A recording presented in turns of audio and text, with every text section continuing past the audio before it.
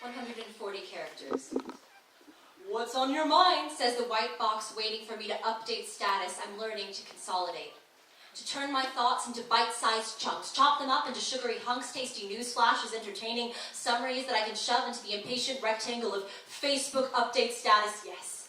Send it out, perfectly palatable, digestible trinkets, my white chocolate anecdotes, these notes I've carefully wrapped up for you like a tiny Christmas morning. Special delivery, and I'm so blissfully happy when it's liked. But then I see that phrase again, what's on your mind? And the white box popping up at parties in the air, the blinking cursor staring at me when somebody asks, how are you? And I'm a little bit tipsy, so I'm tempted to tell the truth. Actually, right now, I'm thinking that my hair is starting to look like a yield sign, and how I'll never be able to finish my paper on time, and how I can't remember if spirits go before wine, and how you have a face like an old border collie of mine named Murphy, who died a few years ago, and I can see that you don't want to know any more about me, but I'm going to keep going. I'm also thinking about how I won't be able to stomach a world of Kindles and ebooks and tweets, and how I hate the way most people look when they're sleeping, and how I might be in love.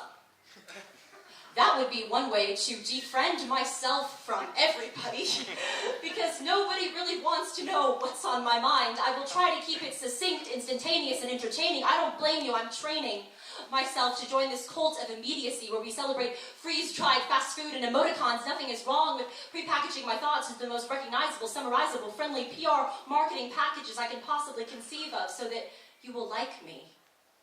But if I were to give you more than 140 characters in that little box, if my words were to knock at the edges spilling over the top, would you stop listening?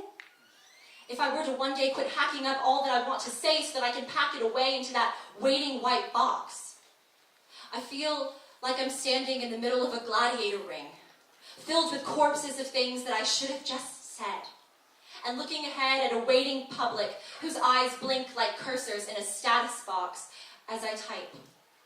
Are you not entertained? Are you not entertained?